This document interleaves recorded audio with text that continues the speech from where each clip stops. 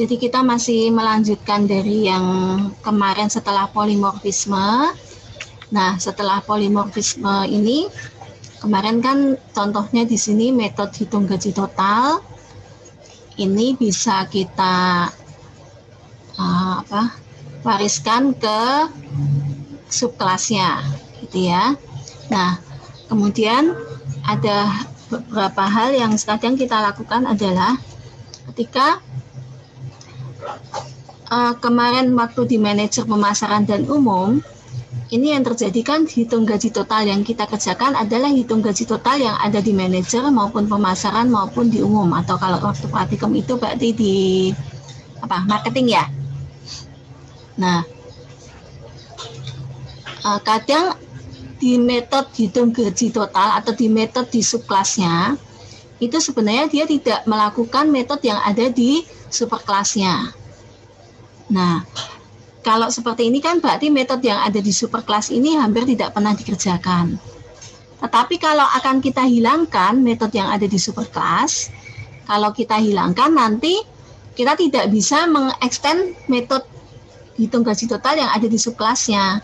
Maka kita tidak bisa menghapus metode hitung gaji total yang akan kita extend di subkelas.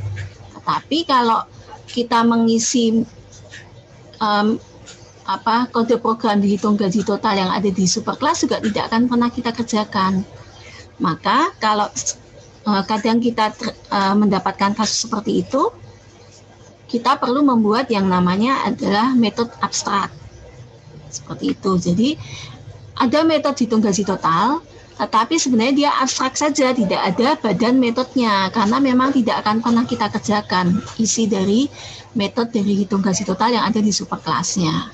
Seperti itu. Jadi kalau kita punya kasus di mana yang akan kita kerjakan adalah metode-metode yang ada di subkelasnya dan kode program yang ada di metode di superkelasnya tidak akan pernah kita kerjakan, maka kita buat aja metode ini menjadi metode abstrak. Seperti itu. Ya. Jadi karena kasus di polimorfisme kita menemukan metode yang hampir tidak pernah kita yang pasti tidak pernah kita kerjakan kode programnya, yang kita kerjakan adalah metode yang ada di subkelasnya, maka kita buat metode itu menjadi metode abstrak. Nah, tetapi akibat dari metode abstrak itu adalah kelasnya juga harus abstrak. Nah, akibat dari kelas abstrak adalah kelas itu tidak bisa kita instant, tidak bisa kita buat objeknya. Seperti itu. Jadi, dimungkinkan dalam sebuah polimorfisme kita membuat metode abstrak.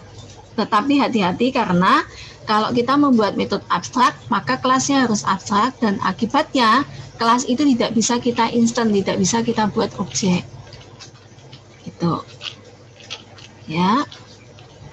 Jadi contohnya di sini kalau kita punya kelas pegawai, abstrak kelas pegawai, kemudian di sini ada abstrak hitung gaji total. Di sini kalau kita lihat abstrak hitung gaji total ini adalah di belakangnya langsung titik koma, tidak ada kurung buka kurung tutupnya. Jadi tidak ada badan metodenya, tetapi langsung abstrak public void hitung gaji total titik koma. Seperti itu saja, tidak ada badan metodenya. Nah, kalau seperti itu, kalau kita implement tadi, ya konsekuensinya superkelasnya tidak bisa di instant, tidak bisa dibuat objek. Maka kalau kita superkelasnya adalah superkelas abstrak, artinya tidak akan pernah ada objek pegawai. Kalau contoh di sini ya. Jadi objeknya pasti manajer pemasaran atau umum, atau kalau di praktikum kita marketing. Pemasaran. Kok marketing apa sih kita di ini honorer ya? Di praktikum itu honorer. Jadi kasus pertama, kalau kita tidak pernah punya objek pegawai, maka kita bisa buat kelas pegawainya sebagai kelas abstrak.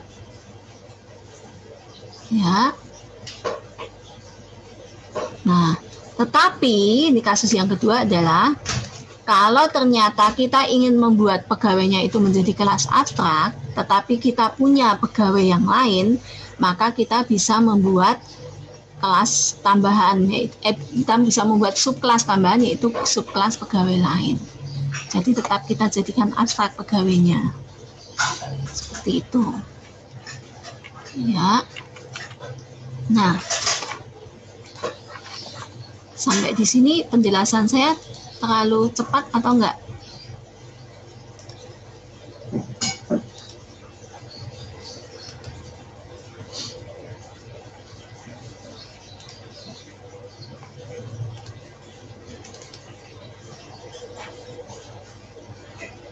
Terlalu cepat kah?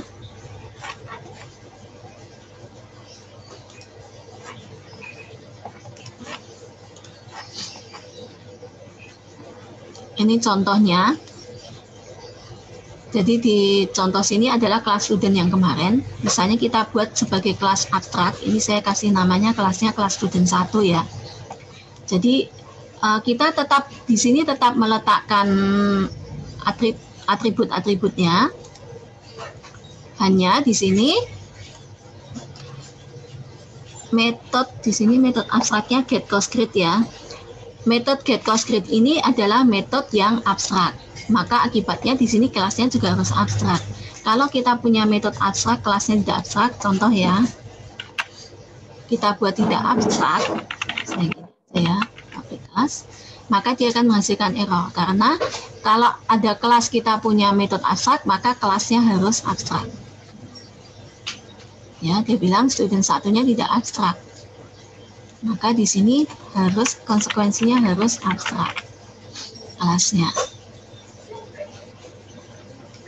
Ya, tetapi kalau di sini undergraduate student-nya tetap saja sama aja ya, tidak ada perbedaan. Dia extend student 1 tidak masalah.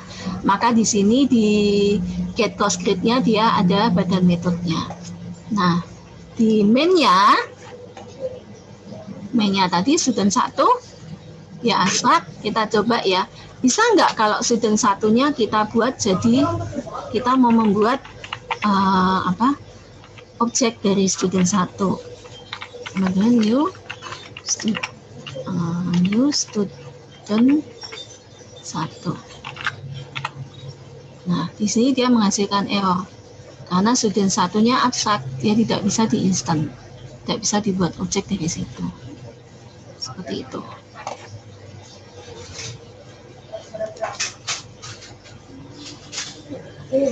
Cukup jelas kah?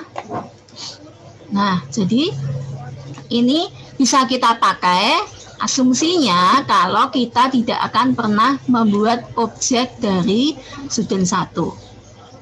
Tapi kalau kita ingin membuat objek dari student 1, maka pilihannya adalah tidak perlu kita buat abstrak. Ya, jadi di superkelasnya metode yang akan kita implement di subkelasnya ya berisi badan metode, tapi bisa kosong atau dikasih perintah satu baris saja, tapi tidak akan pernah dikerjakan. Tetapi bisa kita buat abstrak, tapi asumsinya kelas ini adalah kelas yang tidak pernah di instant. Gitu.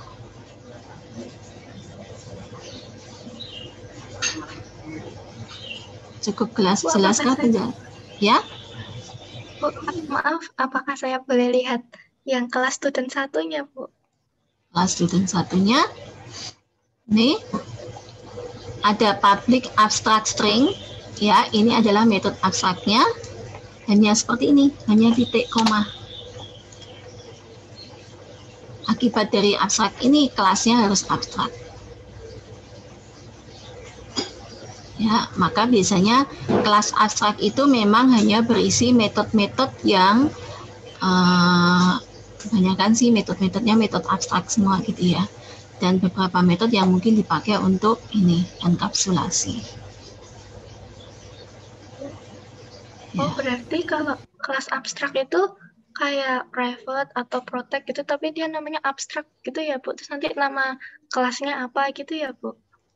Ya, nama kelasnya ya kelas abstrak, tapi tetap bisa punya atribut. Karena kelas abstrak ini kan pasti nanti menjadi super kelas kan. Menjadi super kelas. Gitu ya, Bu? Iya, pasti menjadi super kelas karena dia kan tidak pernah dibuat objek. Jadi pasti menjadi super kelas dan satu kelas kan bisa extend ke beberapa kelas kan ya. Jadi bisa extend ke beberapa kelas abstrak atau ke kelas super kelas yang tidak abstrak juga bisa. Itu. Oh, baik, Bu. Lalu kalau cara mengakses kelas abstrak tuh bagaimana, Bu? Sama seperti yang biasanya. Jadi tetap sama aja. Sama seperti ini tadi. Kan tetap biasa. Oh ini, undergraduate student-nya tetap extend biasa. Sama seperti biasa. Sama seperti polimorfisme kemarin. Oh iya, Bu. Berarti pakai extend juga ya, Bu?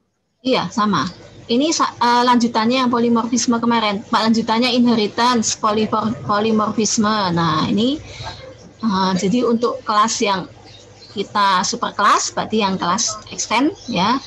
Subkelas extend super kelas. Nah, kemarin kan bisa inheritance itu bisa polimorfisme. Ya. Bisa yang kemarin ini ya, polimorf ini kan. Mana kemana menunjukkan polimorf? Ini saya contohnya nggak dengan polimorf ya, bisa kita bentuknya bermacam-macam meskipun tetap rosternya bisa graduate, bisa undergraduate, itu kan polimorf kemarin.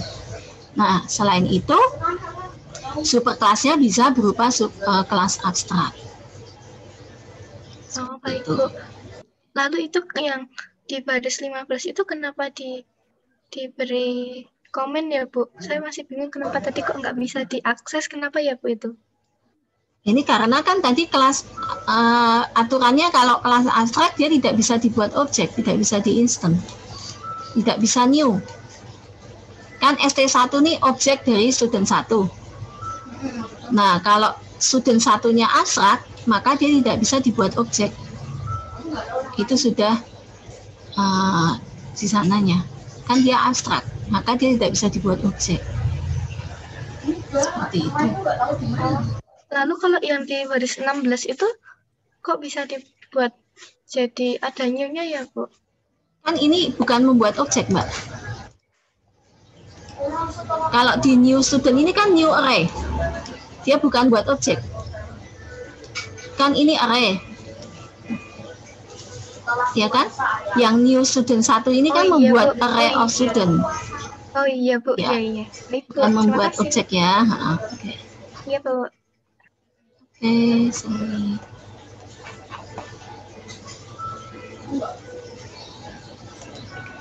Masih ada yang bingung?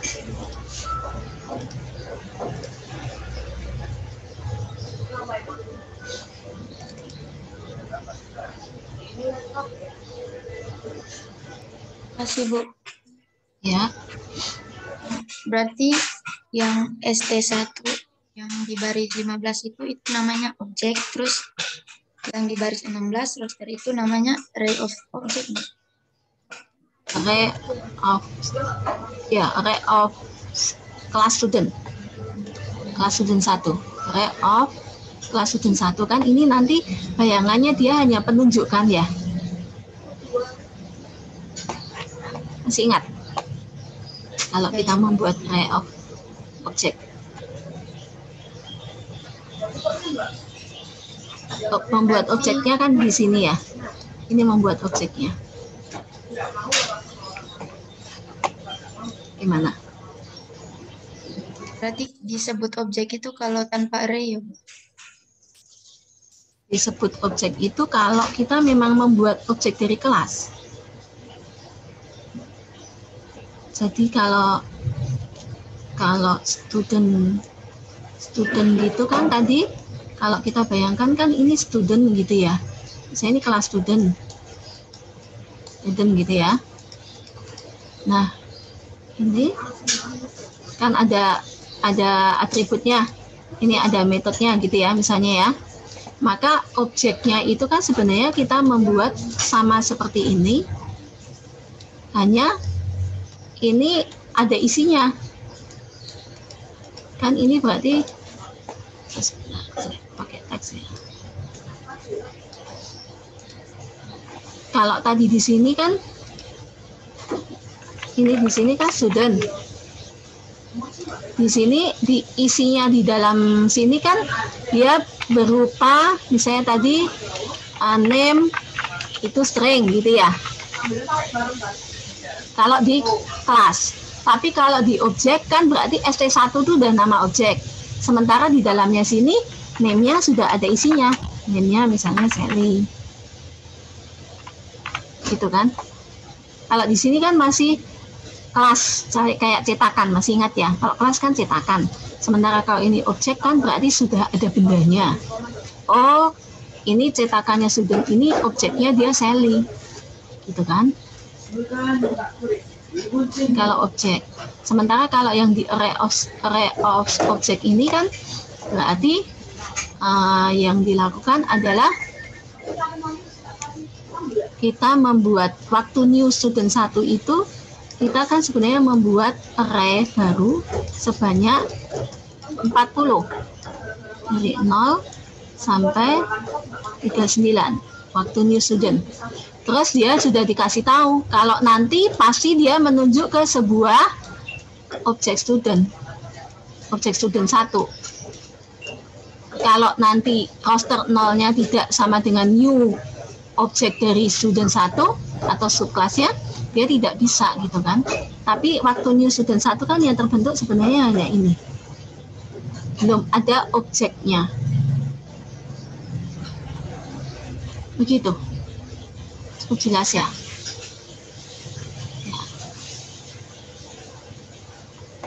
Diagram kelas, Bu. Abstrak itu lambangnya apa ya, Bu?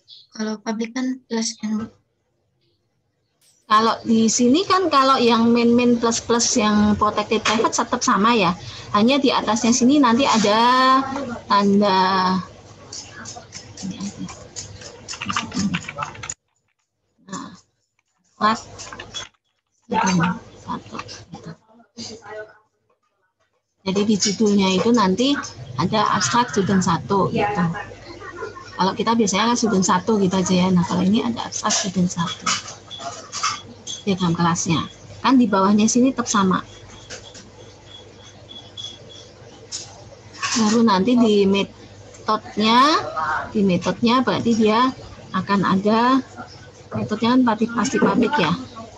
Jadi saya tadi get class.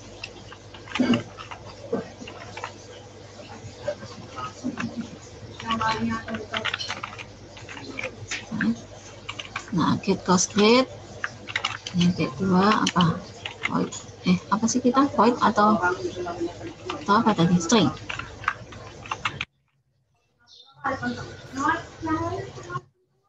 Ini di dalam metodenya.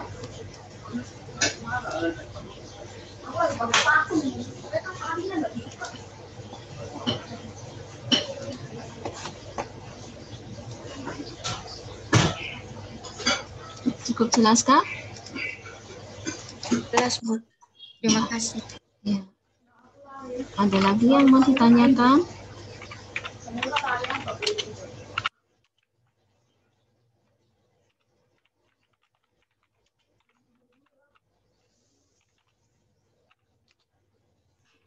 Bu, permisi. Apakah saya boleh lihat yang kelas graduate student-nya, Bu? Student.